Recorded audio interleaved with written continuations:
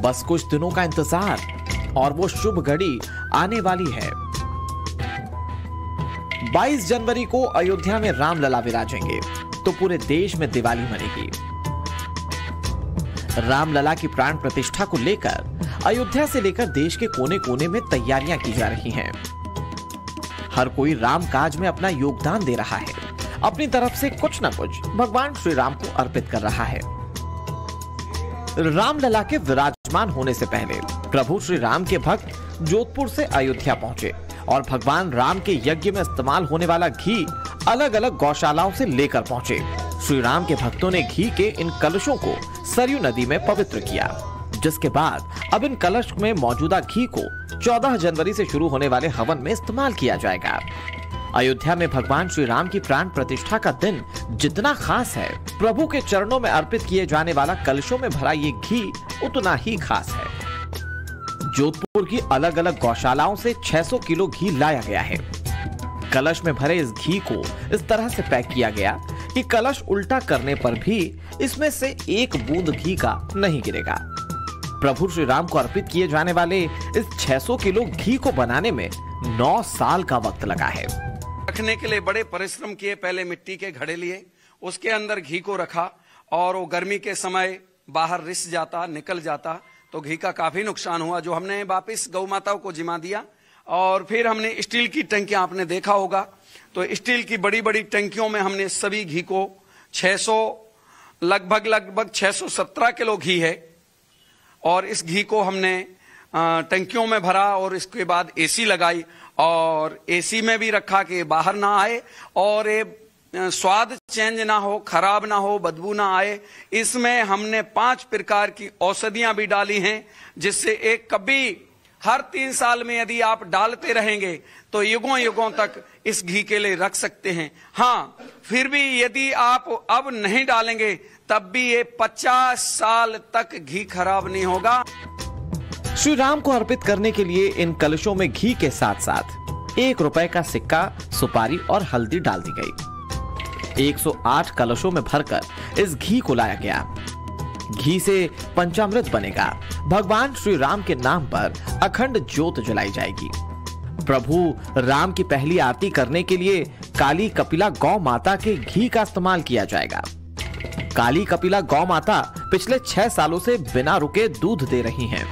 पहली आरती के लिए उनका 1.5 किलो घी जोधपुर से ले जाया गया।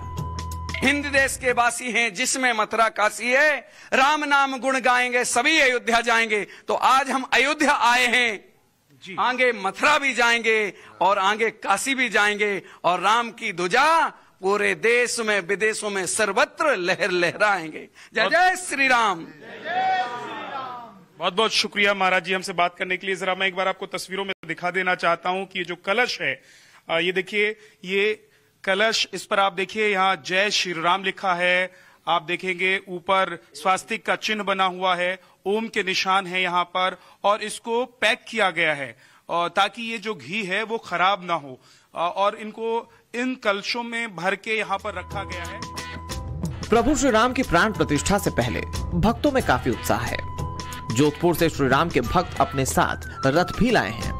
108 रथों को जोधपुर से अयोध्या पहुंचाया गया, जिसमें 5 बड़े रथ और 103 प्रतीकात्मक छोटे रथों को भगवान राम की सेवा के लिए लाया गया है। से अयोध्या तक की जो दूरी है उसको तय करना आसान नहीं होता। आप गाड़ी से भी जाते हैं तो आपको पता है कि ये कितनी लंबी दूरी है और कितना वक्त लगता है, लेकिन सिर्फ देश नहीं, दुनिया भर से प्रभु श्री राम के लिए उनके जो भक्त हैं वो कुछ ना कुछ अयोध्या तक पहुंचाना चाहते हैं, चाहे वो मिट्टी ही क्यों ना हो, रज ही क्यों ना हो, वो लाना चाहते हैं और प्रभु के चरण में अर्पित करना चाहते हैं। और ऐसे ही जो भक्त हैं, उन्हीं भक्तों में जोधपुर से जो भक्त आए हैं यहाँ तक, अयोध्या तक, वो इन रथों के साथ यहाँ पर पहुंचे। आप देखेंगे कि गणेश जी की मूर्ति इस रथ में है, तो ध्वज भी आपको दिखाई देगा। जो लोग वहां से जोधपुर से आए हुए लोग हैं वो अपने हाथ में लेकर चल रहे हैं। जरा मैं कहूंगा पीयूष को कि पीयूष इधर भी दिखाइए। ये देखिए, ये तमाम लोग जो हैं ये जोधपुर से आए हुए हैं, जयपुर से कुछ लोग भी आए हुए हैं जो इस यात्रा में शामिल थे। प्रभु श्री राम सबके हैं, क्या इंसान क्या जानवर। इसीलिए प्राण प्रतिष्ठा से पहले 108 बैलों को भी अयोध्या ले जाया गया। 1000 किलोमीटर से भी ज्यादा की दूरी कई दिनों में इन बैलों ने पूरी की। ये वही बैल हैं जो घी से भरे कलशों को लेकर प्रभु श्री राम के चरणों में अर्पित करने के लिए अयोध्या तक पहुंचे। वीडियो देख सकते हैं, मेरे इशारे से बच्चे चलते हैं, मतलब ये बैल चलते हैं। तो इनसे मैं बहुत प्यार करता हूं, बहुत प्यार करता हूं, क्योंकि यदि आप कुछ दोगे तो लोगे, कुछ दोगे तो लोगे। तो ये बैल भी आए हैं और राम काज में आए, और राम काज में आए हैं, क्योंकि भगवान राम की आराधना भगवान शिव करते हैं। तो जहां, क्योंकि भगवान शिव के बगैर नंदी की कोई पूजा नहीं, नंदी के बगैर, भगवान शिव के बगैर नंदी की कोई पूजा नहीं। तो भगवान शिव अकेले कैसे आते, नंदी पे सवार होके आना था। तो 108 सूक्ष्म रूप, छोटे रूप में भगवान शिव भी आए हैं, तो वो भी इन्हीं रथों पे बैठ के आए हैं। तो इन बैल, जो ये नंदी महाराज, बैल महाराज हैं, ये रथ खींच के लेके आए अपने स्वामी को लेकर भगवान श्री राम की अयोध्या पावन भूमि तक। अयोध्या में भवन निर्माण समिति की बैठक हुई। ये बैठक मंदिर परिसर में भी की गई। मंदिर निर्माण समिति के अध्यक्ष नृपेंद्र मिश्र इस बैठक में शामिल हुए। इस बैठक में मंदिर निर्माण कर रही कंपनी के इंजीनियर्स भी शामिल हुए। इसके अलावा 22 जनवरी को प्राण प्रतिष्ठा के लिए आए भक्तों के लिए अयोध्या में तैयारियां जोरों पर हैं। लोगों के रुकने के लिए शेड बनाए जा रहे हैं। मंदिर और उसके आसपास के इलाकों को खूबसूरत बनाने के लिए पत्थरों को तराशा जा रहा है। 22 जनवरी, आज से 42 दिन बाद 22 जनवरी 2024 को इसी राम जन्मभूमि का प्राण प्रतिष्ठा का प्रोग्राम है। प्रभु श्री राम अपने गर्भगृह में जाएंगे। आप देख सकते हैं यहाँ पे बहुत तेजी से कार्य चल रहा है। 15 दिसंबर में 80% कार्य यहाँ पे हो जाएगा। ये पत्थर तराशा जा रहा है और लोगों को धूप ना लगे, धूप से बचने के लिए इस तरफ देखिए इस तरीके के शेडेड बनाए गए हैं। इसके ऊपर ग्रीन शेड डाले जाएंगे। जो लोग यहाँ पे आएंगे दर्शन करने के लिए, उनको हर तरीके की सुविधा मिले। और आप ठीक देख सकते हैं कि गेट भी, जो गेट बन रहे हैं, प्रवेश द्वार का मुख्य जो गेट है, वो गेट भी लगभग बन के तैयार हो चुका है। उसका ऊपरी शिखर का कार्य बाकी है, जो दिसंबर में कंप्लीट हो जाएगा। अयोध्या में रामलला का गर्भगृह भी लगभग बनकर तैयार हो चुका है। राम मंदिर ट्रस्ट के महासचिव चंपत राय ने आज गर्भगृह की तस्वीर ट्वीट की। इन तस्वीरों में रामलला के विराजने का भव्य स्थान लगभग तैयार दिख रहा है। मगर सिर्फ अयोध्या ही नहीं, बल्कि पूरे देश में श्री राम मंदिर निर्माण की तैयारियां जोरों पर हैं। गुजरात के अहमदाबाद में श्री राम जन्मभूमि में लग रहे ध्वजा स्तंभों को तैयार किया जा रहा है। मंदिर में लगने वाले इस ध्वजा स्तंभ की ऊंचाई 44 फीट की होगी। इनमें सबसे ऊंचे ध्वजा स्तंभ का वजन 5500 किलो है।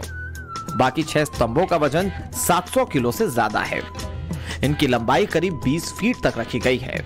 देश की आस्था का विषय बना राम मंदिर जल्द ही अपनी प्राण प्रतिष्ठा में शिरकत करने वाला है और इसी के लिए 5500 किलो की दर पर बन रहा है वो महास्तंभ, ध्वज स्तंभ, जो कि मंदिर के सर्वोपरि पर दिशा में ध्वज को लहराएगा। आपको सीधी तस्वीरें अहमदाबाद से दिखाएंगे, जहां पर ये इस बड़े स्तंभ को दिखाएंगे प्रवीण नागावकर, जो बता रहा है कि ये 5500 किलो ब्रास से बना हुआ वो मुख्य ध्वज स्तंभ है, जो कि मंदिर के ऊपर ध्वज को लहराएगा, शिखर तक लेकर जाएगा। सीधे इसकी लागत देखेंगे आप, कितनी बड़ी और ऊंचाई तक बनी है।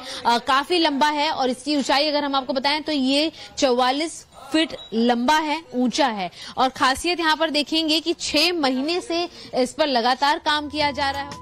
राम मंदिर में लगने वाला सबसे बड़ा ध्वज स्तंभ इतना विशाल है कि इसे घुमाने के लिए 10 से 15 लोगों की जरूरत पड़ेगी। और अगर इसे उठाना हो तो इसके लिए यहाँ पर स्पेशल क्रेन को बुलाया जाता है। इस स्तंभ को बनाने वाले कारीगर भी रामलला की प्राण प्रतिष्ठा के लिए काफी उत्साहित दिख रहे हैं। तो लाभ मिला ऐसा काम करने का राम मंदिर का जी। तो आप देख पाएंगे कि ये स्तंभ जहां एक तरफ तैयार हो रहा है, वहीं पर राम जी की एक तस्वीर जो है वो भी बाकायदा की गई है, लगाई गई है। और इसी के पूजा के साथ जो है स्तंभ का जो काम है वो आगे बढ़ता रहता है।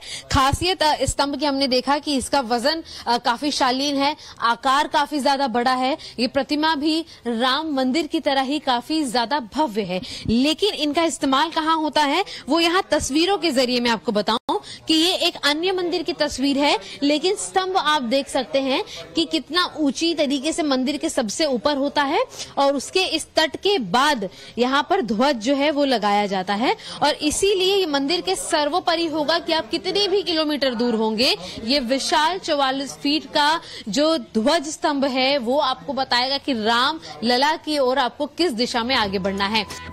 पीतल से बनाए गए इन स्तंभों का मंदिर निर्माण में काफी अहम योगदान है। इन ध्वजा स्तंभों को बनाने में कुल 6 महीने का वक्त लगा। ध्वज दंड का माप निकालकर इन स्तंभों को शास्त्रों में लिखी शिल्प कला के हिसाब से बनाया गया है।